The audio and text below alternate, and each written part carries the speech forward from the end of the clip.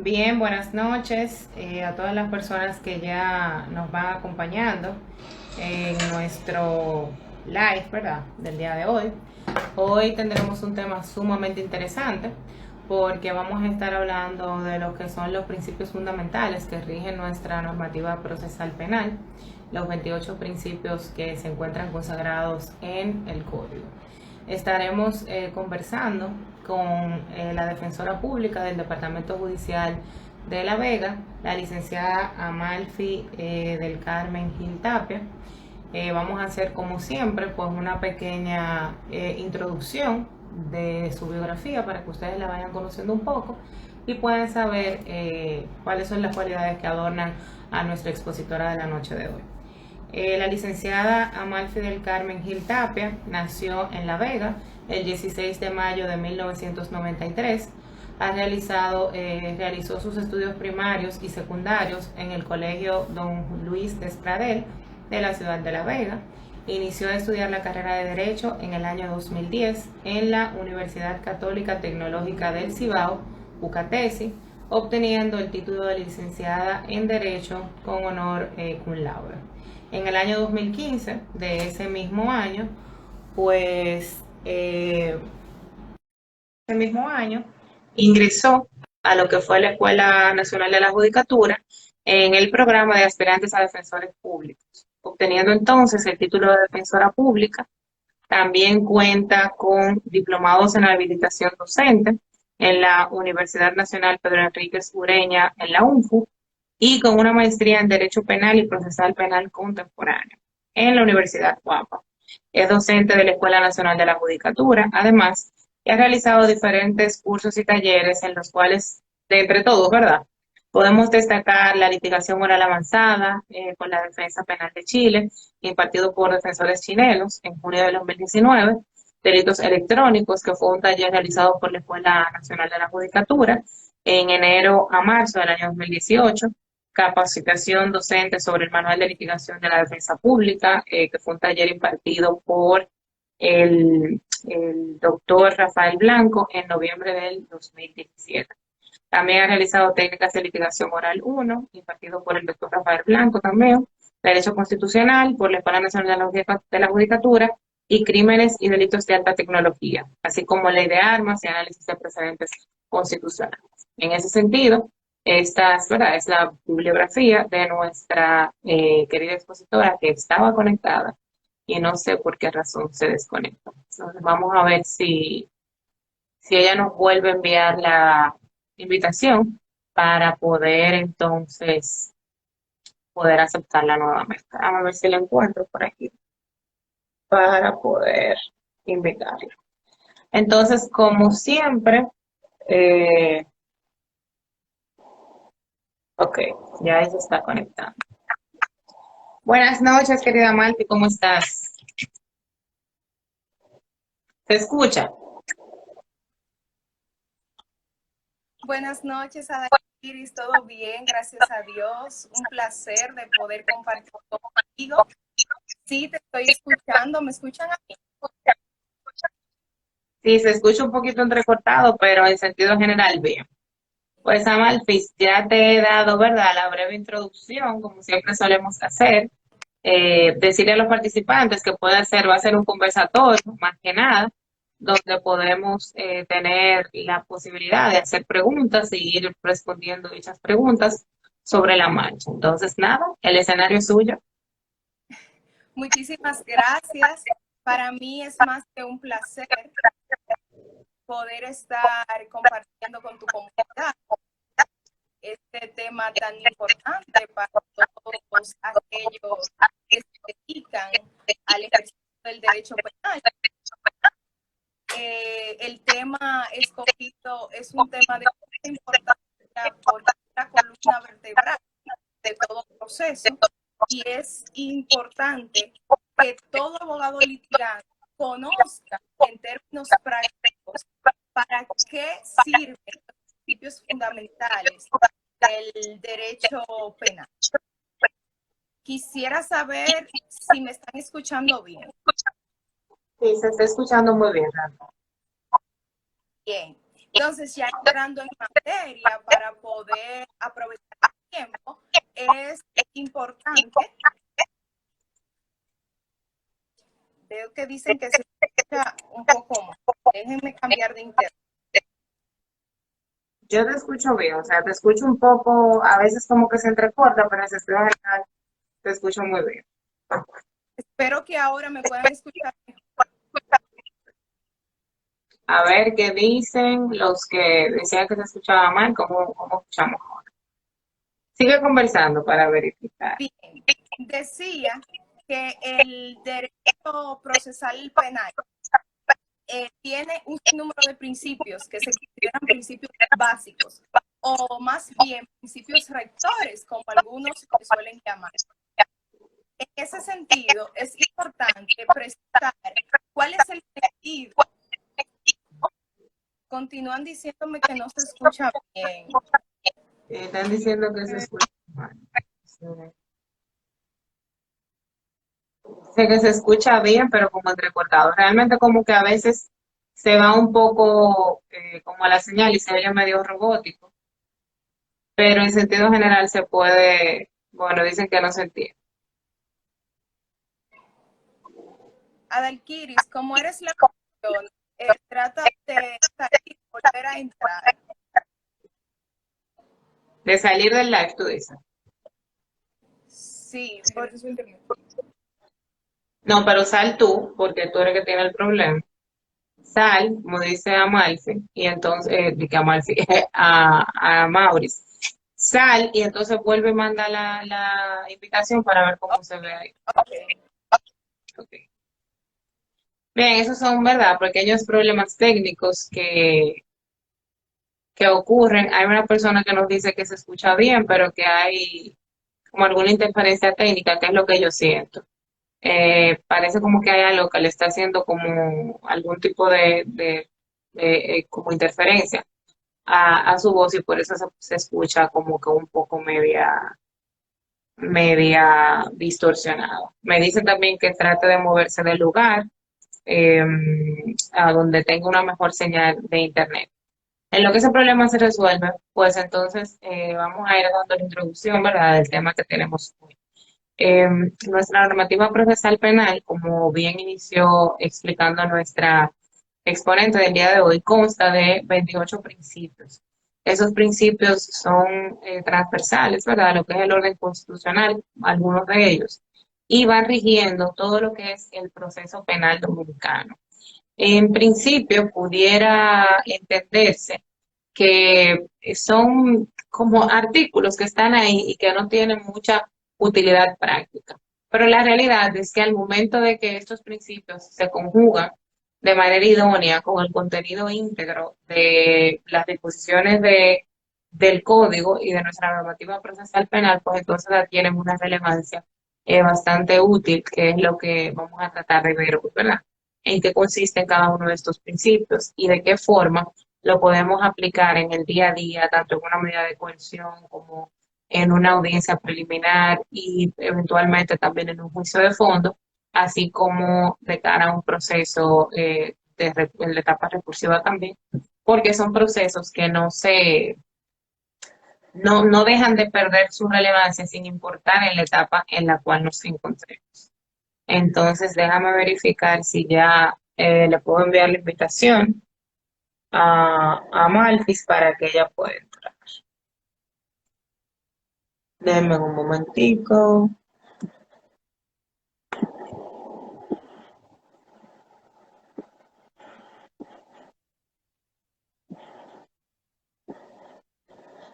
Ok,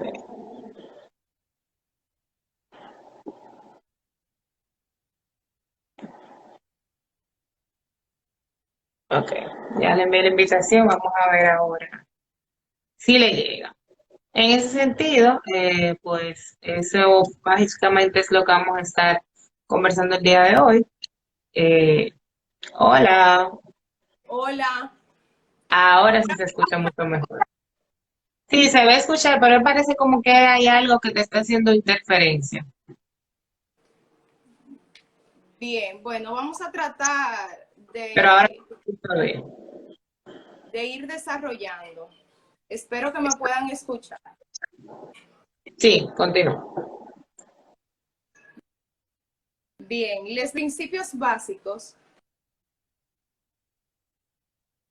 del derecho procesal penal son principios que son de suma importancia para todo aquel que se dedica al ejercicio del derecho penal, valga la redundancia, porque estos sirven de límites para quienes actúan en todo el transcurrir del proceso y obviamente sirven también de límite para quienes deben de administrar justicia. Es importante el tema que en el día de hoy vamos a tratar. Qué bueno que ya me están diciendo que se escucha bien. Precisamente porque el proceso penal, luego de que entró en vigencia el Código Procesal Penal, trajo consigo un catálogo de principios fundamentales que constituyen, como decía anteriormente, la columna vertebral de todo proceso. Esto así porque quienes actúan tanto en la administración de justicia como los actores, tanto Ministerio Público como Defensa, deben de cumplir a los fines de que se cumpla cabalmente con lo que conocemos como tutela judicial efectiva. Es decir, que entre los principios básicos del derecho procesal penal existe una amplia correlación entre estos principios y la tutela judicial consagrada en la Constitución en su artículo 69. Si nos fijamos, cuando vemos los primeros 28 artículos del Código Procesal Penal dominicano, podremos colegir de que se tratan de manera más detallada los mismos principios básicos del debido llamado proceso. En este sentido, podrá verse que entonces los principios del Código Procesal Penal están inmersos en esa tutela judicial efectiva que debe de salvaguardarse en todo proceso y no solo penal. Pero sabiendo que nuestro tema principal es su aplicación práctica o efectiva en el proceso penal, es importante entonces saber cuáles son esos principios que sirven de norte para todos aquellos que intervienen en un proceso penal. El primer principio establecido por el Código Procesal Penal es la supremacía de la Constitución. Y esto lo que nos viene a establecer es que la Constitución se considera como la norma supra que todo lo que se desprende de un proceso debe de estar acorde con el espíritu constitucional. Es decir, salvaguardando lo que son los derechos fundamentales que establece la propia Constitución y así también que ninguna ley puede estar por encima de ella. Existen otros principios que pueden establecerse a los fines de salvaguardar esta supremacía, como es el juicio previo, está el juez natural. ¿Y en qué consiste el juez natural? Consiste en que todo proceso que se vaya a conocer debe de conocerse por un tribunal que esté previamente constituido con anterioridad a la comisión del conflicto. Esto precisamente para poder salvaguardar que no se constituya, por ejemplo, un tribunal ajustado a la medida para juzgar a una persona, sino que este tribunal exista previo a la comisión de este delito.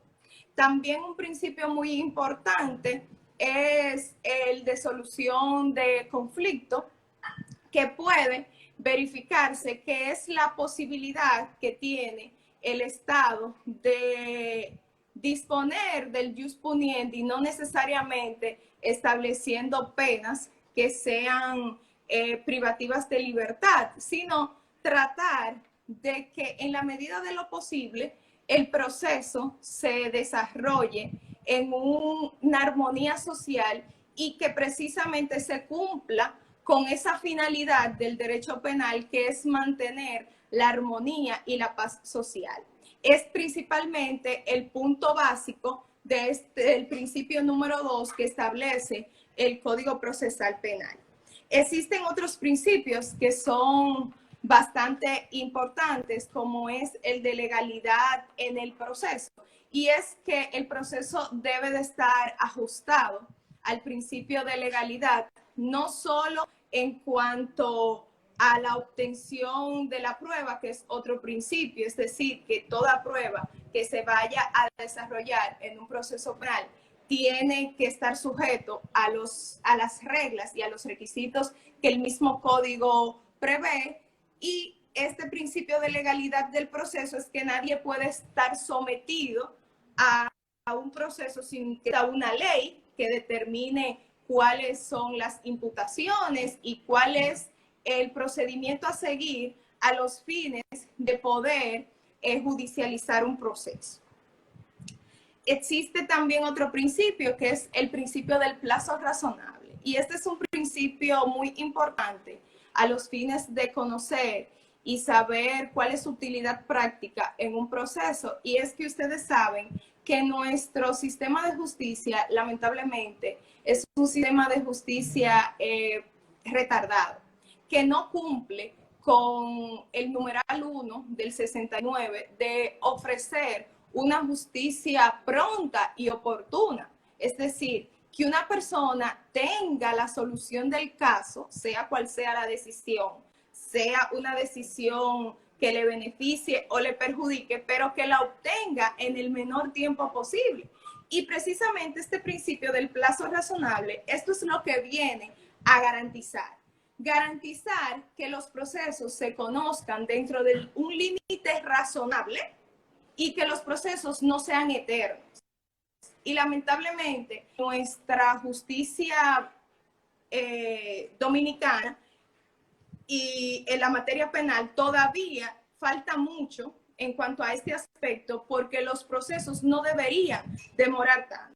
Y esto porque un proceso que demore más de lo necesario, es decir, que donde se violente ese plazo razonable, entonces también afecta el principio de presunción de inocencia. Y digo esto porque cada principio va entrelazado uno con otro. Cuando tenemos un proceso que en materia penal se dilata más de lo necesario o más de lo que la normativa procesal penal prevé, y tenemos una persona que, por ejemplo, está guardando prisión preventiva hasta tanto se decida sobre su suerte en dicho proceso, entonces afecta esa presunción de inocencia. Porque imagínense ustedes una persona que ya tenga 5 años, 6 años en prisión preventiva y que su proceso no llegue a concluirse y que todavía no sepa si es responsable o no de un hecho, afecta su presunción de inocencia, porque si después de 6 años entonces se determina que hay pruebas insuficientes o se comprueba que no cometió ese hecho, entonces ¿quién devuelve ese tiempo que duró privado de libertad?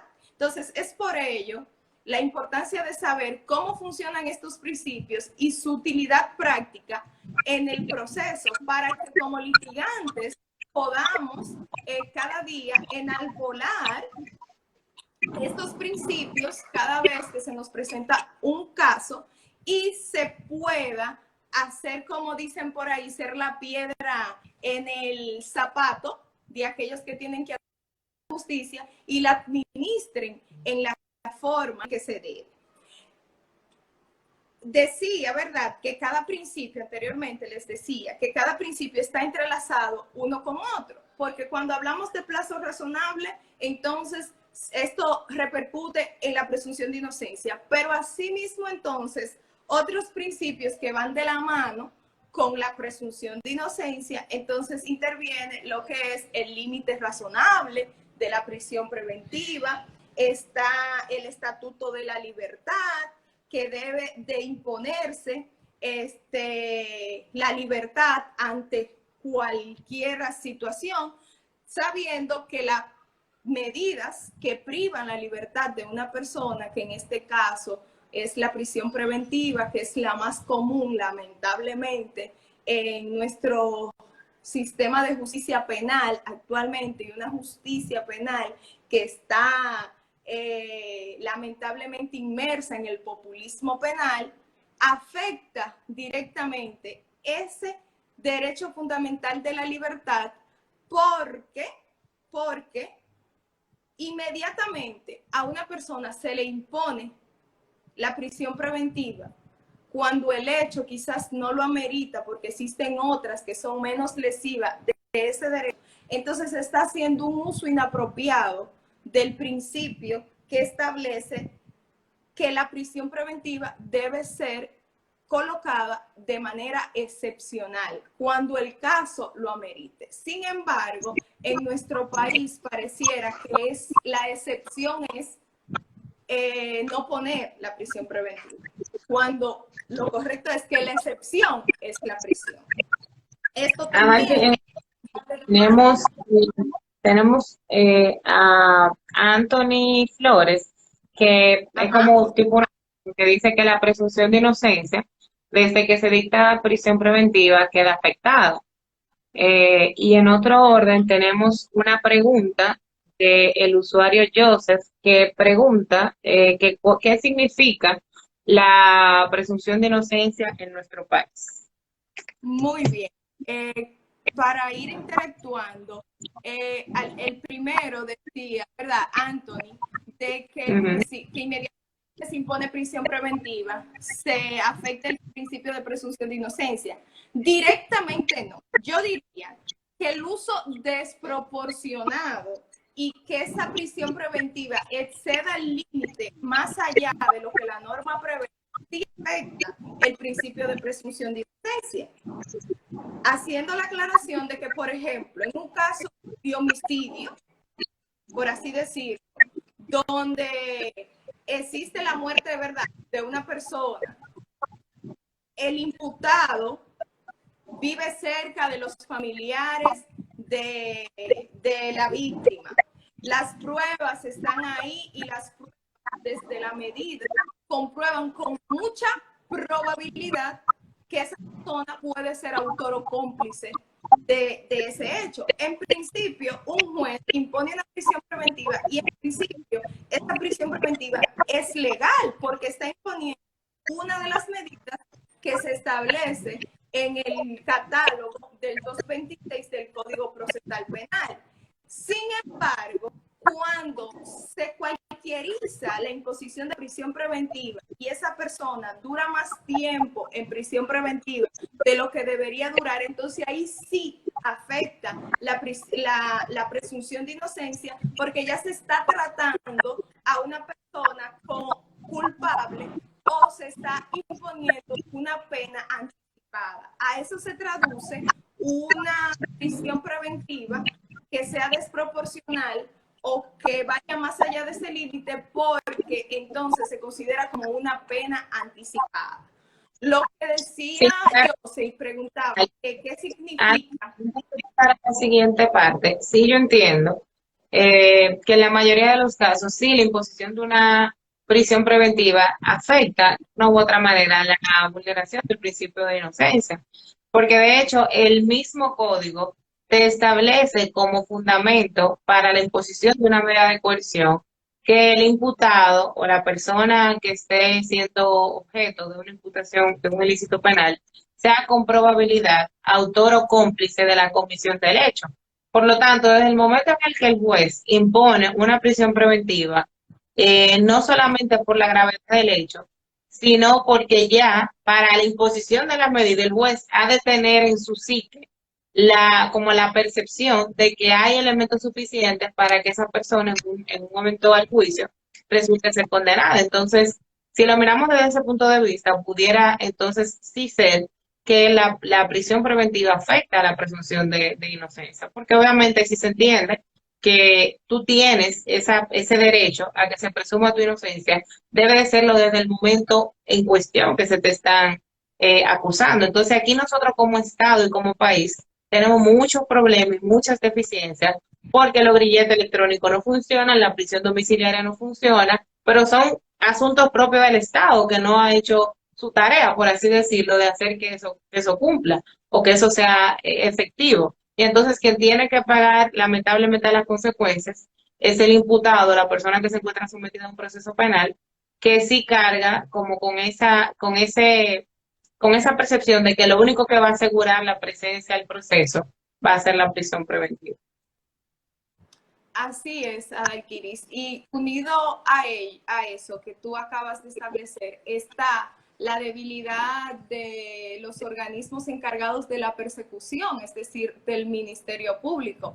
Aquí funciona el te tranco y luego te investigo, cuando lo razonable es que ante una denuncia, ante la comisión de un hecho, el Ministerio Público, que es que tiene los organismos y tiene los instrumentos para ello, tomen, ¿verdad? La investigación, investiguen bien a ver qué fue lo que ocurrió y cuando ya tengan pruebas contundentes en contra de esa persona, entonces puedan instrumentar un proceso. Pero aquí funciona el que primero te someto a la acción de la justicia, te pido prisión preventiva y luego sobre la marcha del proceso te investigo. Y por eso es que pasa mucho que luego de 4 años, 5, resulta que viene una sentencia absolutoria porque la prueba no fue suficiente. Cuando si se hubiese hecho de otra manera, quizás esa persona no hubiese sufrido esa prisión preventiva. Ya pasando a la pregunta de Joseph, que preguntaba que qué significa la presunción de inocencia en este país.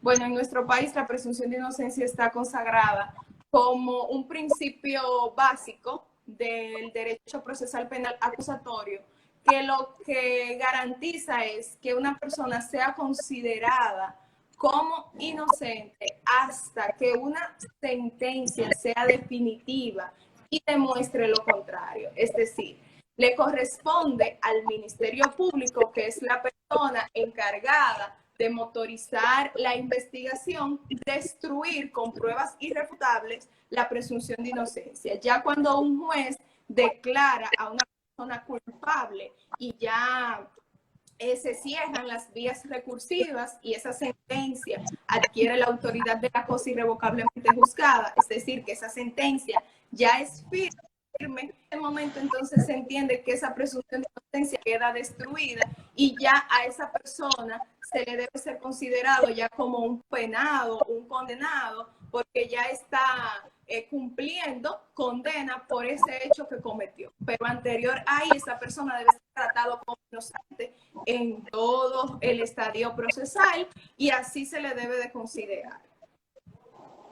Mira, se armó un debate interesante aquí en el panel, ¿verdad? Porque nuestro Ajá. compañero Germán dice que aquí las medidas de coerción parecen mini juicios de fondo y establece también que ese es un tema que se va a resolver cuando el juez coordinador comience a negar esas órdenes de arrestos de querellas sin investigar. Entonces trae un buen punto, Anulfo, al debate. Primero, que muchas veces en la medida de coerción se tratan temas básicamente de fondo, o sea, que debate de prueba, que escucha de testigos y un sinnúmero de cosas que a veces uno se queda como que estamos en una medida, estamos en una preliminar, estamos en un juicio, o qué está pasando. Y sobre todo también el tema de que muchas veces los fiscales, desde el momento en que se le impone una denuncia, si el caso es grave, que si hay violencia de género, que si hay un menor de edad eh, mencionado, indicado como presunta víctima, de una vez, sin hacer ningún tipo de investigación, mandan a solicitar una orden de arresto y esa persona está presa mientras que el HB viene o que pase lo que vaya a pasar en el juicio. Es una muy mala práctica que tenemos.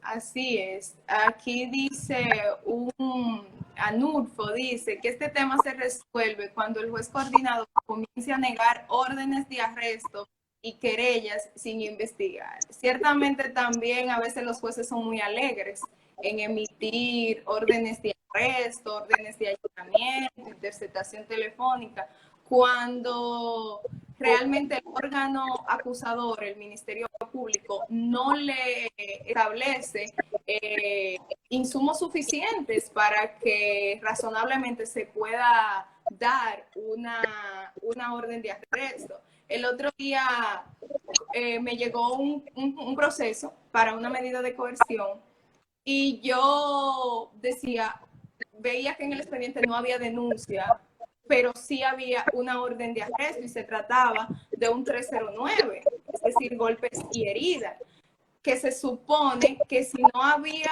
un arresto flagrante, debía de existir la denuncia de esa víctima diciendo quién fue que le propinó esas heridas.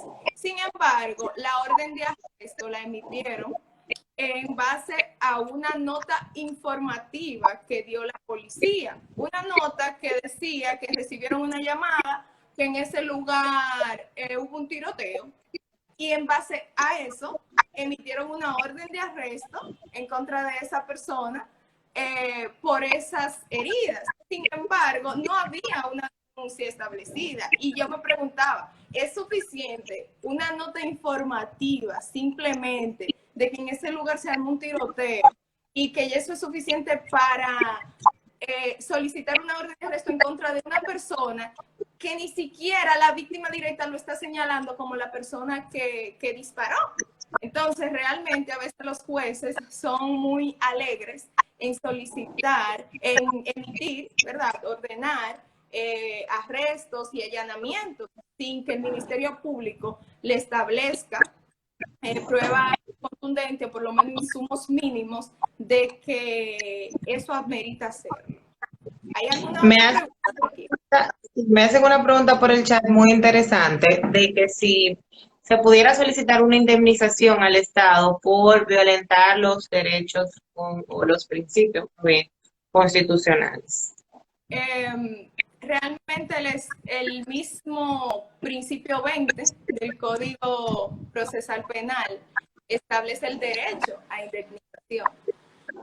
Pero este principio pareciera ser una figura decorativa en el código o letra muerta que lo pusieron ahí quizás para cumplir con los requisitos de los tratados internacionales, pero no porque exista aplicación práctica en nuestro país de poder llevar a cabo la indemnización.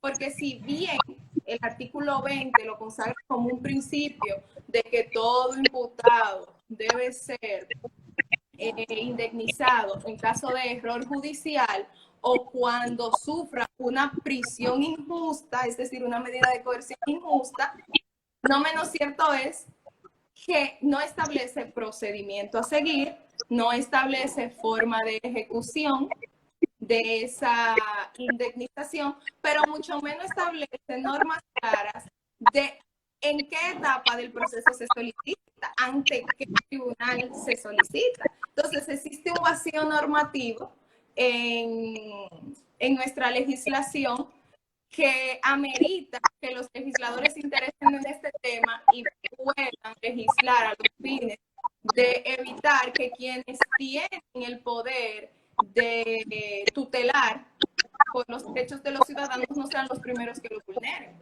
Porque a fin de cuentas, entonces, aunque un tribunal te dé una indemnización, ¿cómo se ejecuta? Y hay precedentes.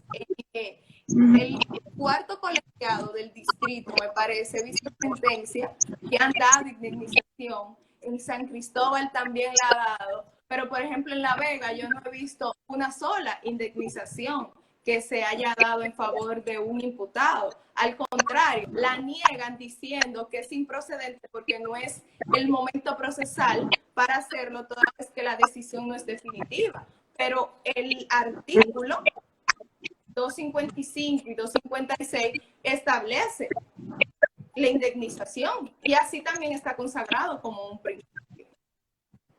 Y de hecho, también el 250 que te habla de la absolución y te dice que en caso de absolución también debe de ser indemnizado el imputado. Sin embargo, hay una anécdota muy graciosa, porque nuestro querido Sandy W. Consiguió una vez que le dieran una indemnización en la provincia de Santo Domingo. y él decía que era la primera del país, están diciendo Santuera. Entonces, después hubo un tema porque parece que el Ministerio Público apeló, entonces que se fue a la Corte, que se fue a la Suprema, y en resumen, como que no se llegó a ejecutar esa indemnización. Entonces también hay un tema. Cuando te habla de esa indemnización, no te establece si el Ministerio Público el que va a soportar la carga, ¿verdad? O va a ser el Poder Judicial por un error judicial. O sea, al final de cuentas, solamente te dice que hay un derecho de indemnización, pero no te dicen tampoco quién de los dos organismos, porque ambos son, si se quisiera ver, igualmente culpables. El Responsable. Ministerio Público porque una investigación sin tener las bases Claro. suficientes y el juez, que para que esa orden de arresto, de allanamiento y esa medida de coerción se impusiera, pues tuvo que haber un juez que la haya dado. Sin embargo, como que ciertamente todo eso se queda como que en el aire. Sí, ciertamente, en el aire se queda. Porque tanto Ministerio Público como jueces son responsables. Y Daniel ahí hace una aportación importante. La indemnización depende de la causa de absolución y ciertamente, porque el código es claro cuando establece que se da cuando exista un error judicial y para ello entonces habría que verificar qué tipo de error es y a quién es atribuible, y también se puede dar cuando aquel ha sufrido una prisión injusta, pero también se da cuando existan falsas querellas, falso testimonio y ese sinnúmero de situaciones. Una sentencia que leí del distrito atribuye la falta directamente al Ministerio Público, diciendo que el Ministerio Público fue ineficiente en la investigación y que tras ellos absolver por insuficiencia probatoria, esa persona había sufrido una prisión injusta toda vez que el Ministerio Público fue el responsable de mantenerlo ahí sin hacer una correcta investigación. Pero volvemos a lo mismo, se queda en el aire cuando no hay forma de ejecutarlo. Y sin embargo, también tampoco hay un criterio definido, porque entonces en la provincia, por ejemplo, te dan la absolución por insuficiencia probatoria, pero los mismos jueces te dicen, no estamos diciendo que él no cometió el hecho, o sea, te están dando una absolución, pero te dicen, no estamos diciendo que él no cometió el hecho, ni que él no sea culpable, es simplemente que no hay prueba que lo vinculen, y como no se puede desligar completamente, tampoco podemos dar la indemnización, y es un tema bastante complejo, propio de un live para la próxima. Sí. Pues continuamos entonces. ¿Hay alguna otra pregunta que tú hayas verificado? Solo como comentarios, Daniel nos dice que la indemnización depende de la causa de la absolución y que Cristian consiguió una en Villa Altagracia, pero que la revocaron en otras instancias. Y Anulfo dice que con la absolución se puede demandar en daños y prejuicios en materia civil y a los tribunales por el tribunal administrativo. Muy buen dato. Pero lo que queremos saber es si eso se ha hecho y cuál ha sido el resultado final. O sea, si realmente se ha ejecutado así una decisión de que por una indemnización a un imputado, que es el tema que estamos debatiendo aquí, que yo Ahí para un próximo live. sí lo vamos a dejar ahí en Q. Sí, bueno, pues entonces continuando con lo que son los principios, ya de manera general en el debate de las preguntas que han surgido hemos tratado la mayoría de los principios. También existen otros principios como el de igualdad entre las partes y también igualdad ante la ley, que también debe ser garantizado por el Estado. Está la personalidad de la persecución, es decir, que ninguna persona puede ser perseguido por el hecho de otro, y así sucesivamente. Entonces, es importante saber que los principios fundamentales, ¿verdad?, del proceso penal, como decía al inicio, y para los que se conectaron ya más tarde, están íntimamente relacionados con el debido proceso de ley o la tutela judicial efectiva consagrada en el artículo 69 de la Constitución. Pero también estos se entrelazan con los principios rectores del juicio oral. Y como litigantes es importante saber cuáles son esos principios básicos del juicio oral que constituyen el principio de imputación o acusación, que este va muy relacionado con el principio 19 del Código Procesal Penal, el cual es que se debe de establecer de manera clara y precisa cuáles son los hechos que se le están atribuyendo a un ciudadano, estableciendo las circunstancias de tiempo, modo y lugar en que ocurrieron los hechos, y esto entonces para poder garantizar un derecho de defensa que sea efectivo. Por eso le decía que estos principios van relacionados uno con el otro, porque también un principio fundamental establecido en el artículo 18 del Código Procesal Penal es el sagrado derecho de defensa.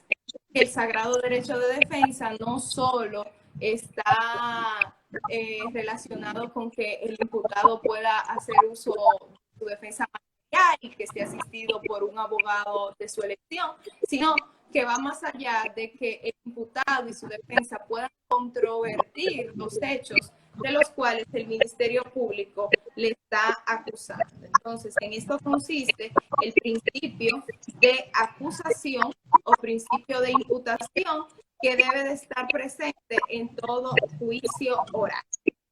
De igual manera también está estrechamente relacionado con el principio de derecho de defensa, la oralidad, que este principio es un mecanismo previsto por el legislador para poder preservar lo que es la inmediación en el proceso y que todo surja en un único acto, en una sola audiencia, donde el juez pueda tener de manera céntrica el contacto con la prueba, el contacto con el imputado, con las partes que intervienen, y entonces así garantizar una efectiva contradicción, que es otro de los principios del juicio oral, que es que el imputado a través de su defensa pueda controvertir todas las pruebas y pueda ejercer ese derecho para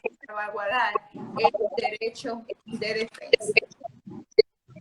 Existe también el principio del juicio, que es la publicidad, que todos los juicios son públicos, y así lo consagra también el artículo 3 del Código Procesal, de que todo juicio es público, oral y contradictorio. Esto implica que todo el mundo puede tener acceso a verificar un proceso que se esté dando en un tribunal, salvo las excepciones que la misma ley prevé, como es el caso de que puede coartar la publicidad cuando se trate de menores de edad, en casos donde atañe el pudor, el honor de una persona, puede de manera excepcional el juez limitar esta publicidad, pero en principio todos los juicios son públicos. Tú sabes que ese principio es muy interesante porque se habla siempre como de una doble, se le da una doble, a nivel doctrinal se le da como una doble interpretación, porque hay quienes dicen que el principio de la publicidad es un derecho del imputado para que su juicio se conozca con las garantías procesales de que esté siendo visto por la comunidad, por los periodistas, por la sociedad en sentido general, y que así garantizar entonces que los jueces actúen conforme a derecho.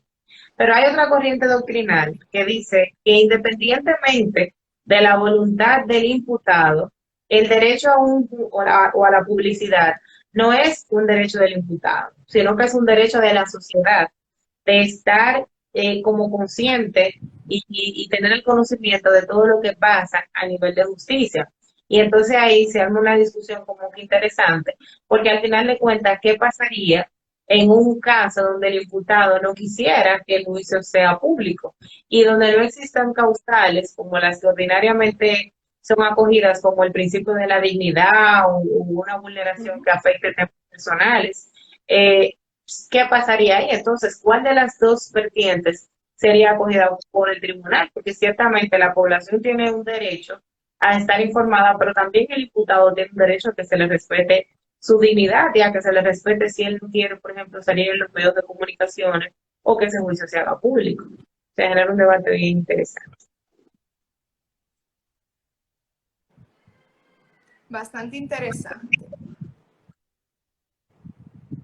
Dice Anulfo que la publicidad del código es público entre las partes, no como quiera hacer una película de televisión. Lo dice por las últimas medidas de los últimos meses. Algo así. Y que el código de procedimiento criminal hablaba de la publicidad y que en esos tiempos no existían cambios, entonces como que la publicidad no como la queremos ver ahora, pero también ese es objeto de otro. Bien, siguiendo con los principios, está el principio, dije que ya hablamos del derecho de indemnización, ¿verdad? Ya con una pregunta que surgió ahí en el chat ya lo abordamos. El siguiente principio es el principio del derecho a recurrir, es decir, que toda parte que entienda que una decisión le ha perjudicado, ¿verdad? Que le ha ocasionado un perjuicio, está en el derecho de recurrir por las vías que el código le facilita, ¿verdad? Y la vía que el código le facilita es el uso de recursos, tanto ordinarios como extraordinarios, de las decisiones judiciales, ¿verdad? Y jurisdiccionales. Sin embargo, tenemos una nueva modalidad en nuestro país de atacar las decisiones breves, cuando no es el medio idóneo para atacar la decisión de un juez, ni de atacar la administración que hace ese juez. Se supone que esa decisión se dio dentro de un marco, de un proceso donde el juez dio su decisión. Y si a usted como parte no le gustó esa decisión, entiende que el juez no motivó esa decisión de manera correcta o incurrió en una errónea valoración, ya sea de la prueba o una errónea valoración en la determinación de los hechos, o violentó uno de los principios que aquí estamos debatiendo, usted debe de atacarlo por la vía correspondiente, que sentándose haciendo un buen recurso. Entonces, ese es otro principio que faculta a las partes a recurrir la decisión que entiendan que le ha causado perjuicio. Otro recurso, otro principio. Argentina. Ajá. La profesora argentina que me dio clase en la escuela, que ella decía que el derecho a recurrir no era un derecho de doble vía, sino que era un derecho del imputado, porque ella decía que el Estado, la persona del Ministerio Público que cuenta con todos los engranajes, tiene ya como que todas las facultades para hacer un buen trabajo y que si no lo hizo desde el principio, no debería entonces de como que ser eso, ir en contra de lo que era el imputado. Y ella decía que ese doble grado era un derecho del imputado que se ha malinterpretado, pero que ni las víctimas ni el Ministerio Público tienen derecho a recurrir, que obviamente nuestra normativa es un poco contradictoria a la discusión porque aquí el código de manera expresa lo consagra, pero yo sí estoy de acuerdo. O sea, ciertamente si el Ministerio Público tiene todos los engranajes para hacer su investigación desde el principio, la víctima está en libertad, es quien sabe de plano qué fue lo que pasó o no pasó en el proceso.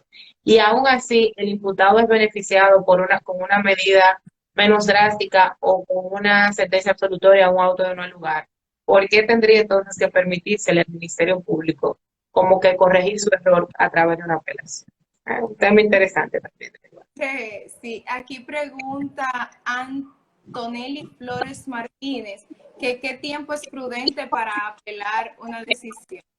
Eso, Antonelli, dependerá de la decisión que sea, en qué etapa se dé, y el mismo código establece los plazos para apelar, por ejemplo. las decisiones que tienen que ver con medidas de coerción tienen un plazo de 10 días, se cuentan de manera corrido, es decir, que ahí se cuenta sábado, domingo, si ha habido día feriado, se cuenta. Una apelación, por ejemplo, de una sentencia tiene un plazo de 20 días, estos son hábiles y sucesivamente. Si es un recurso de oposición, ya sea en audiencia o fuera de audiencia, si es se hace en el mismo instante en que se da el incidente, que usted entiende que el juez le rechazó o que usted no estuvo conforme, usted puede ejercer un recurso de oposición en la misma audiencia. Y también está el recurso de oposición fuera de audiencia, que se hace dentro del plazo de los 33 días. Eso ya dependerá de la decisión en sí.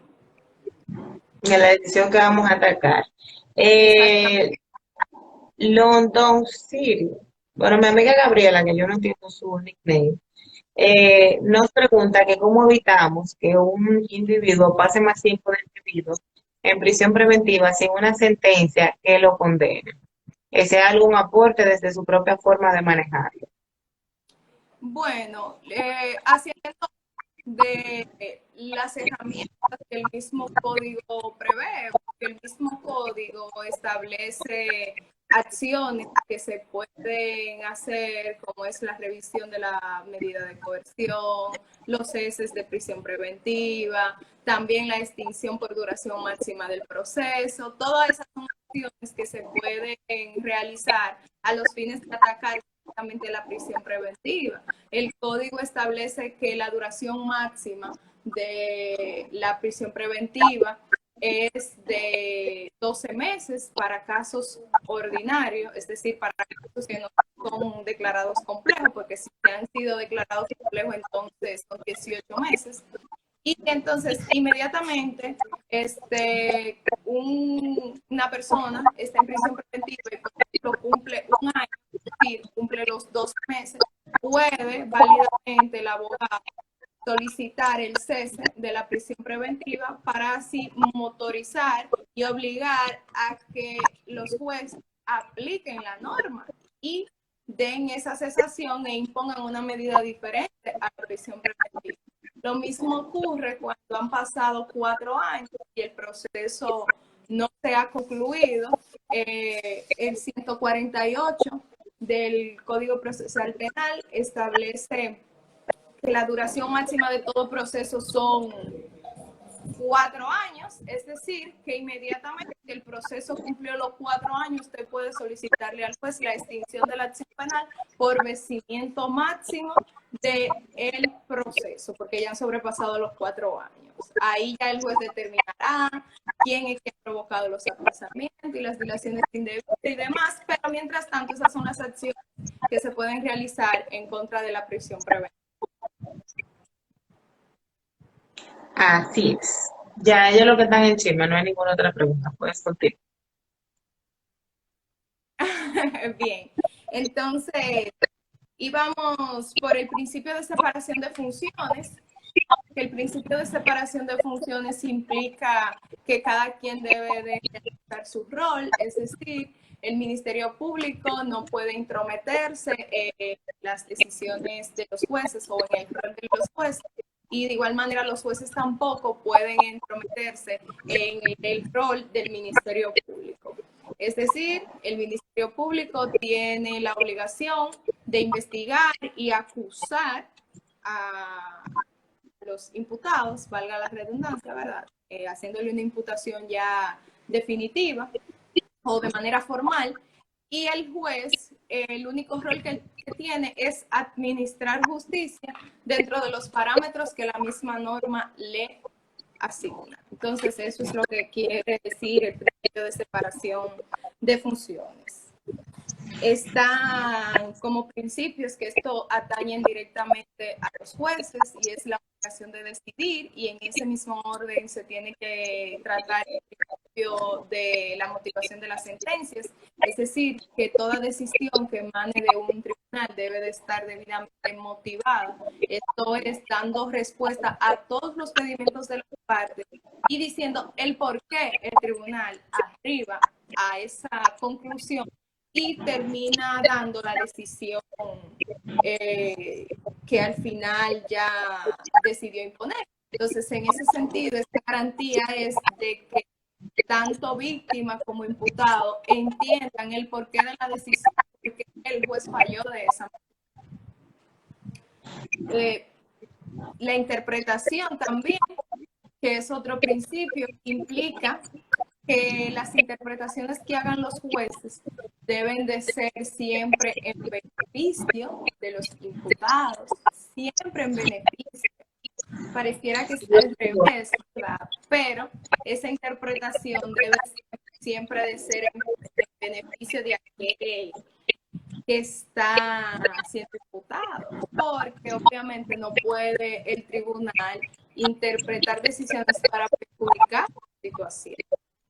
Eso básicamente lo que debe de establecer el tribunal y máxime cuando se trata de coartar el derecho de la libertad de una persona. Ya hablamos anteriormente del principio de legalidad del proceso, que va de la mano con el principio de legalidad de la prueba, que implica que toda prueba que se vaya a desarrollar en un juicio y que vaya a servir de base para establecer una sentencia, debe ser legal, es decir, obtenida de acuerdo a los requisitos que establece el código. Finalmente, los dos últimos principios que consagra el Código Procesal Penal dominicano es los derechos de la víctima, es decir, que la víctima también tiene un sinnúmero de derechos que deben de ser respetados por los jueces, por los ministerios públicos, por todo el que interviene en un proceso penal y que esa víctima debe de ser también tratada en un plano de igualdad. Y también el último principio es el de ejecución de la pena, que esto implica que toda sanción que se imponga debe de cumplirse bajo la supervisión del Estado, ¿verdad? Y de las autoridades que el Estado haya desplegado la responsabilidad de hacer ejecutar, y también deben de hacerse dentro del plano de la legalidad para que se ejecuten penas que estén previstas por la norma. En fin, esos son los principios rectores del Código Procesal Penal y que su aplicación efectiva en un proceso colaboran para servir de límite principalmente al mismo Ministerio Público y al tribunal de que actúen apegados a la Constitución y a estos principios para que así puedan desarrollar una sana administración de justicia y que obviamente se respeten los derechos de esos ciudadanos que, pese a que están sometidos y están siendo imputados como que cometieron un delito, asimismo se le pueda garantizar esa presunción de inocencia hasta que una sentencia demuestre así lo contrario. Y lo mismo también para las víctimas, que también tienen el derecho de que los jueces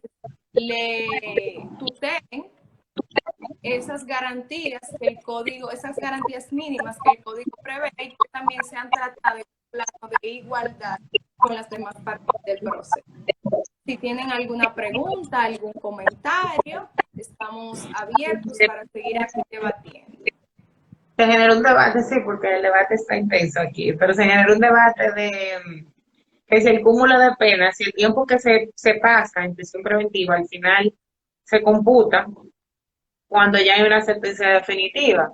Arnulfo le respondió que sí, entonces se está hablando de que como aquí no hay cúmulo de penas y se acumulan los crímenes y delitos, que es interesante, y otro decía, bueno, pero es que por más que tú veas como que se acumulan, al final la persona sigue estando preso, porque ese es el tema. O sea, nosotros sí tenemos una máxima legal, si se quiere, de 30 años, pero son 30 años. Y el fin constitucional de la pena se supone que es la reinserción y la reeducación social. Entonces, como que a veces, viéndolo desde un punto de vista lógico, ¿verdad?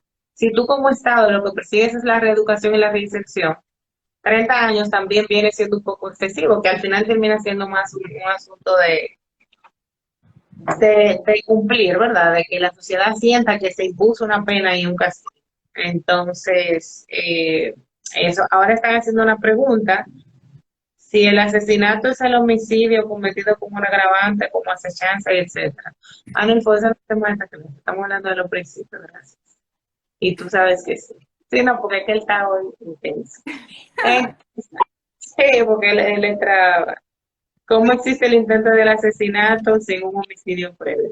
Ah, no, tú sabes que aquí los jueces de aquí son espectaculares. Vamos a hacer un live de eso también. Vamos a hacer un live de teoría del delito. Así será. Bueno, jóvenes, si no tienen ninguna otra pregunta, Amal, te dejo para que concluyas. Bien, un placer de poder compartir con ustedes este interesante tema. Espero que hayan podido aprender sobre de manera así práctica y de manera general y un poco, ¿verdad?, aplatanado sobre estos principios que son de suma importancia. Y nada, espero poder verlos en otro escenario o poder seguir por esta comunidad transmitiendo conocimientos y transmitiendo la experiencia del día. Para mí más que un placer y muchísimas gracias, Dalquiris, por invitarme a compartir con tu comunidad este interesante. Así será. Muchísimas gracias a ti por estar con nosotros en esta noche. Y pues, oye, que excelente expositor y muy bonita, te dice Anulfo. Y pues, por explicarnos estos principios de manera práctica y cuál sería, ¿verdad?, la relevancia de cara al proceso. Muchísimas gracias por venir. Obviamente tenemos que coordinar más actividades, así que tenemos eso pendiente. Solamente hacer la salvedad, o la invitación más bien, de que el miércoles que viene, el miércoles 7 de julio, vamos a tener el tema de los incidentes en la etapa de la ejecución de la pena. Y nos acompañará nuestra querida Hilaria Fernández, quien es profesora pública de la provincia de Santo Domingo. Entonces, nada, nos vemos el próximo miércoles. Amalfi, un placer. Muchísimas gracias por estar aquí con nosotros y será hasta la próxima. Bye, el placer es mío. Bye bye, buenas noches.